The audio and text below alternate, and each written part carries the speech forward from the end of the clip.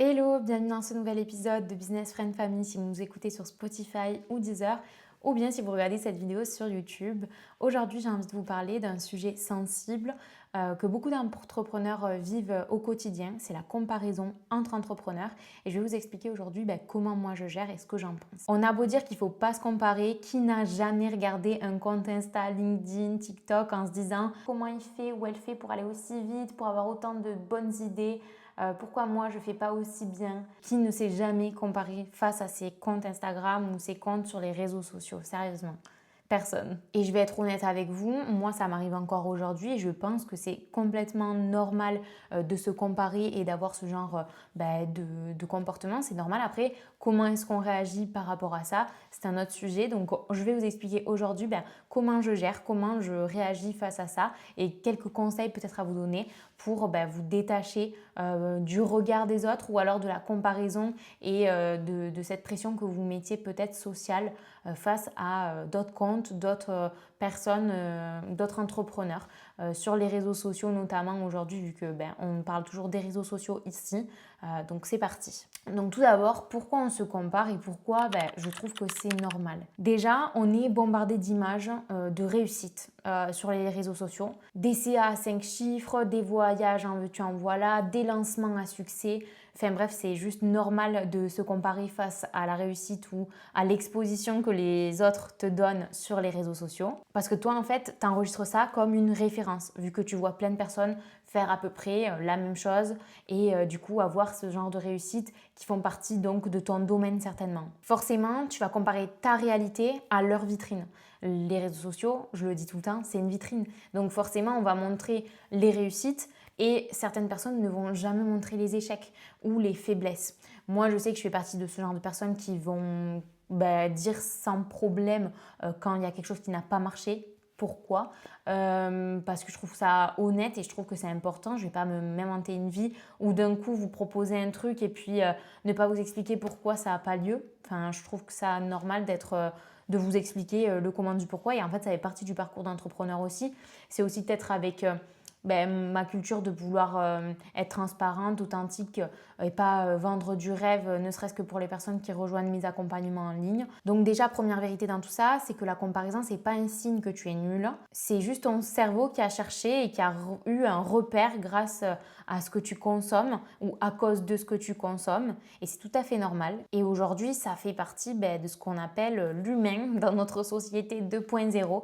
Donc voilà, c'est complètement normal. Rappelle-toi juste que tu compares tes coulisses de business, tes ressentis, tes peurs, tes doutes avec une vitrine et le côté succès. Donc la plus belle partie de leur business aux personnes à qui tu te compares. Ensuite, quels sont les dangers de la comparaison? Le problème, c'est que te comparer, ça peut devenir vite toxique pour certaines personnes. Et ça, c'est un danger pour moi. Parce que tu vas douter de ta légitimité, tu vas rester dans un syndrome de l'imposteur peut-être bien trop longtemps, tu vas voire même peut-être abandonner. Tu vas te dire que c'est mieux de faire ci ou de faire ça, donc tu vas changer de stratégie tous les 2 jours et ça va jamais porter ses fruits. Parce que tu as vu qu'un tel ou un tel avait fait ceci ou cela et voilà, en fait, tu te perds plus qu'autre chose. Et en fait, tout simplement, tu vas te perdre toi et tu vas te bloquer. Tu vas t'empêcher de te mettre à l'action. Et là, en fait, le danger, c'est qu'au lieu de t'inspirer de cette comparaison que tu as faite, c'est que tu vas t'auto-saboter. Parce que tu vas passer plus de temps à comparer, à regarder ce que les autres font de mieux que toi ou de différent que toi, que à avancer sur ton propre business. Donc maintenant, je vais te dire comment je gère et comment je fais pour pas justement avoir ce genre de comportement toxique. Après, je vais pas te mentir, j'ai pas de baguette magique ou de secret. C'est aussi moi, la personnalité que j'ai et mon ressenti face à tout ça.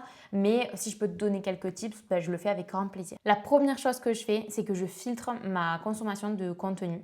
Quand je vois qu'il y a un contenu qui va me transmettre un sentiment malaisant ou qui va me déranger parce que je vais tout le temps me comparer, que je vais me sentir nulle tout le temps en regardant ça ou peu importe. Filtrez votre consommation de contenu, vous protégez votre énergie tout simplement. Deuxième conseil, remets-toi à ton niveau. Recentre-toi sur ton niveau et sur tes objectifs. En fait, quand tu te compares à quelqu'un, demande-toi toujours à qui je me compare. Est-ce que cette personne, elle a plus d'expérience en termes d'années, d'études ou peu importe dans le domaine en question? Moi, je me rappelle m'être comparée à quelqu'un qui avait lancé une émission de podcast 2-3 ans avant moi, le jour où j'ai lancé la mienne. Et cet entrepreneur en question, en plus de ça, il avait 6 ans de plus que moi d'expérience entrepreneuriale. Donc déjà, avec l'expérience entrepreneuriale plus l'expérience dans le podcast, ben forcément, il n'allait pas proposer le même type de contenu que moi avec ma première émission. Donc tu peux te dire, moi j'en suis où dans mon parcours par rapport à cette personne et quels sont mes objectifs et mes priorités à moi aujourd'hui. Ça te ramène tout simplement à ton propre chemin et au moins comme ça, tu te concentres sur, ok, cette personne elle en est là, moi aussi j'ai envie d'arriver là, mais moi où j'en suis aujourd'hui, quels sont mes objectifs pour peut-être être comme elle dans 6 mois, 1 an, 2 ans, je sais pas. Et enfin, troisième conseil, transformer la comparaison en inspiration. Ça, c'est essentiel. Et je pense que ces 3 conseils, ils sont hyper importants. Au lieu de jalouser quelqu'un, en fait, moi, je préfère en tirer des choses positives et me dire, putain, mais elle a une trop bonne idée, c'est trop bien ce qu'elle fait. Alors oui, forcément, je vais ressentir le négatif en me disant, oh là là, mais c'est nul ce que je fais, je devrais faire autrement, etc. Mais du coup, je m'en inspire, je me dis, ok, ça j'ai bien aimé, peut-être je pourrais utiliser cette idée pour faire un réel, un post carousel, peu importe. Et donc en fait, à chaque fois, je me demande, ok, bon, mais qu'est-ce que je peux apprendre grâce à cette personne? Donc voilà, retiens ça. Qu'est-ce que je peux apprendre grâce à cette personne que j'admire, à laquelle je me compare? Et en fait, finalement, c'est pas trop jalouser et tout ça, c'est plus s'inspirer et admirer en fait son travail au lieu juste de se comparer sans vraiment avoir de but à part juste t'auto-saboter. Donc la vérité, c'est que la comparaison, ça fait partie du jeu de l'entrepreneuriat, en tout cas surtout sur les réseaux sociaux et de toute façon dans la vie en général, ça sera le cas. Mais c'est à toi de choisir si tu l'utilises comme un frein ou un moteur pour ton business et pour toi, ta personnalité en général, ton bien-être aussi.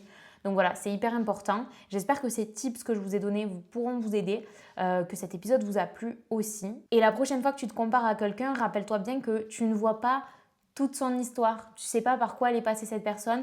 Donc peut-être au lieu de la jalouser, sois content, fier d'elle ou de lui en voyant ses réussites et inspire-toi-en surtout parce que si c'est quelque chose que tu jalouses, c'est quelque chose en fait que tu aimerais avoir. Donc voilà, le prendre un petit peu plus de manière positive et non toxique, c'est hyper important pour toi et pour les autres. Si cet épisode t'a plu, n'hésite pas à me laisser un petit commentaire ou un petit pouce, une note sur le podcast si vous nous écoutez sur Spotify ou Deezer et à vous abonner pour les prochains épisodes. Et moi, je vous dis à la semaine prochaine. Ciao!